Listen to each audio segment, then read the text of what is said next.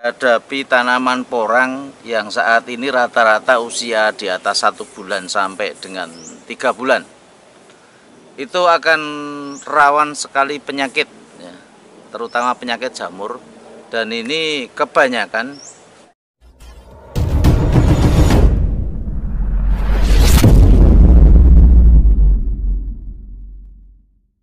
Assalamualaikum warahmatullahi wabarakatuh.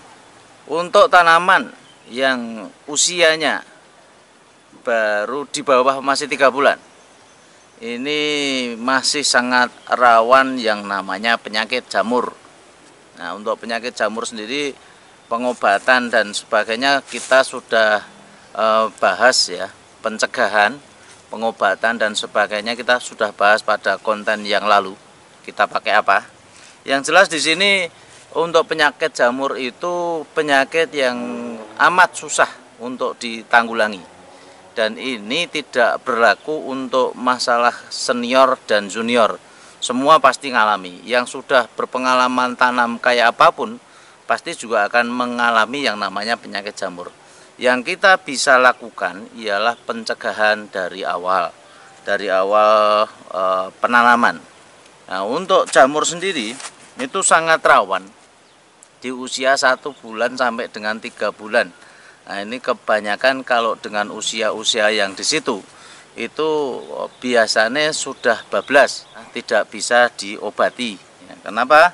Nah, rata-rata ini ada beberapa contoh tanaman yang kena jamur juga. Ini ada putih-putihnya di sini.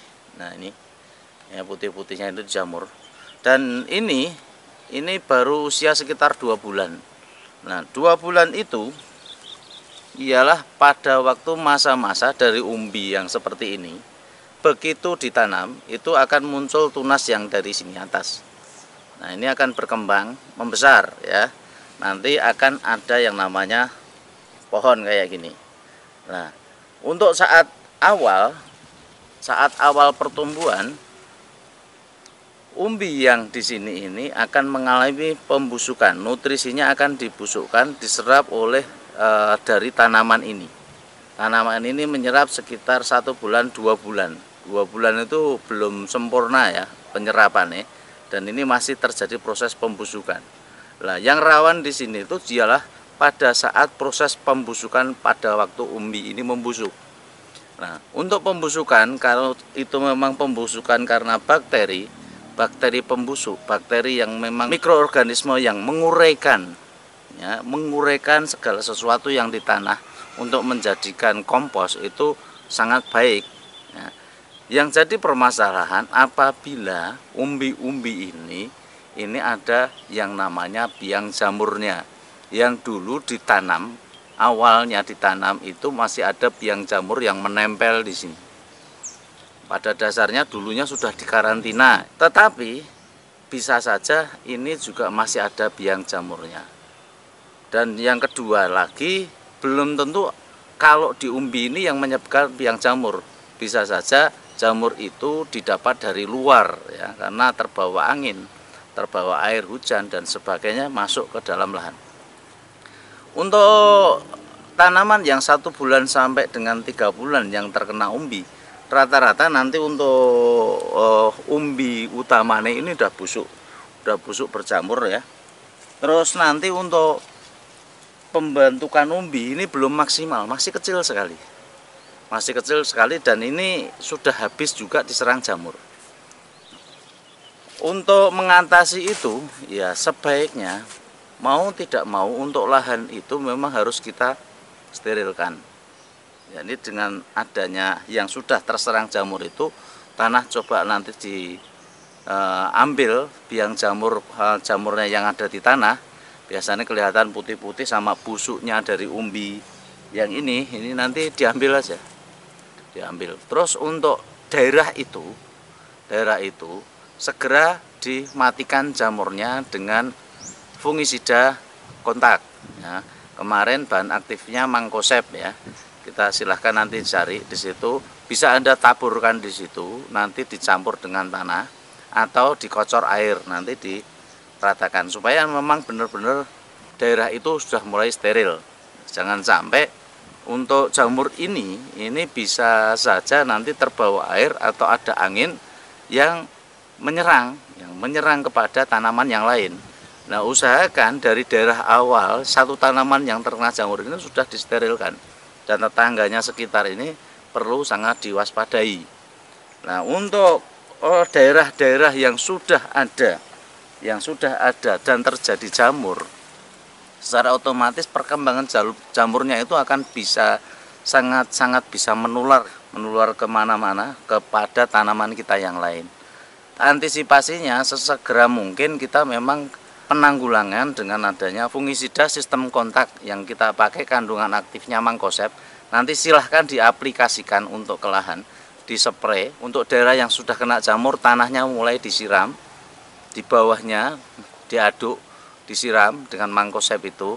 Untuk tetangganya dikocor samping-sampingnya, dan untuk yang lain silahkan nanti mulai dispray. Ya, untuk takaran kita pakai 4 sampai 5 sendok makan. Ya, kita spraykan di semua daerah yang kita tanami. Karena jamur itu tidak bisa kita lihat kemana perginya. Bisa saja terbawa angin, bisa saja terbawa hujan. Makanya kita harus sterilkan untuk daerah-daerah itu sendiri semua dengan penyemprotan fungisida sistem kontak.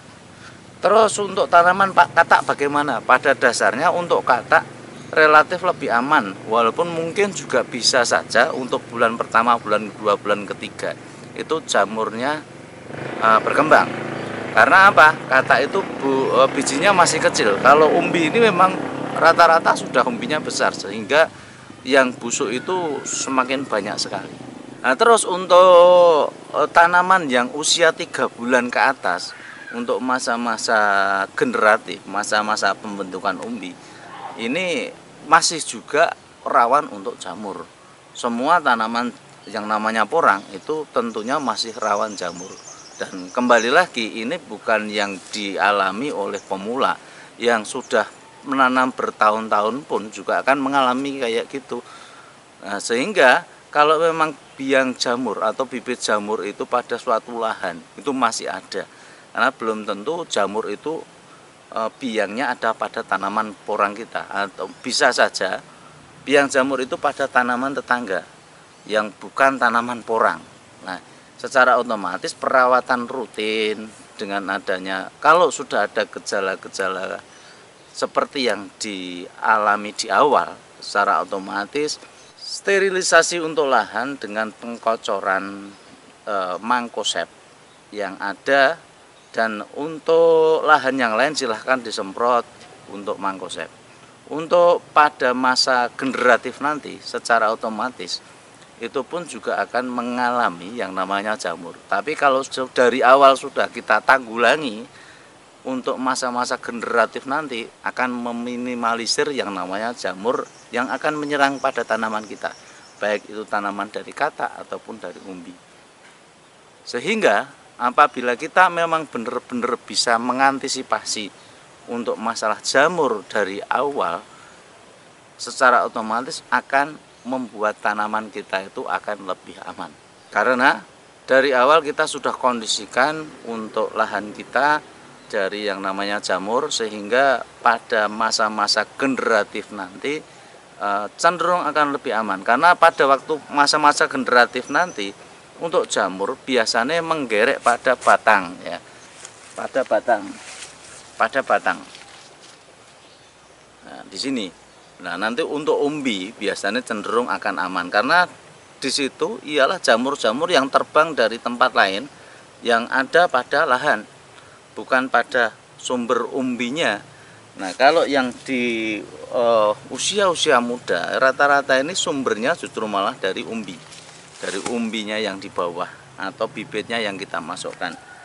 Nah, ini untuk pencegahan dan sebagainya, banyak orang yang menggunakan sebelum ditanam, ada yang dispray dulu bibitnya dengan fungisida kontak, ada yang menggunakan abu sekam, karena abu sekam itu silikanya tinggi, makanya dari sebelum ditanam ditaburi dulu atau diolesi dulu dengan abu sekam. Ada yang menanam juga nanti untuk di lubangnya itu di samping-sampingnya dikasih abu sekam dulu, baru bibitnya nanti dibalut dengan abu sekam baru ditanam. Ini banyak yang mengaplikasikan demikian, secara otomatis bertujuan untuk mendapatkan tanaman yang lebih baik, yang lebih sempurna dan lebih bisa menghasilkan seperti yang kita inginkan. Mungkin dari saya cukup itu dulu. Berkah selalu, sukses selalu buat semua petani porang dimanapun Anda berada. Salam sukses dari saya. Apabila ada salah kata mohon maaf. Billahi taufiq wal hidayah. Wassalamualaikum warahmatullahi wabarakatuh. Bye bye.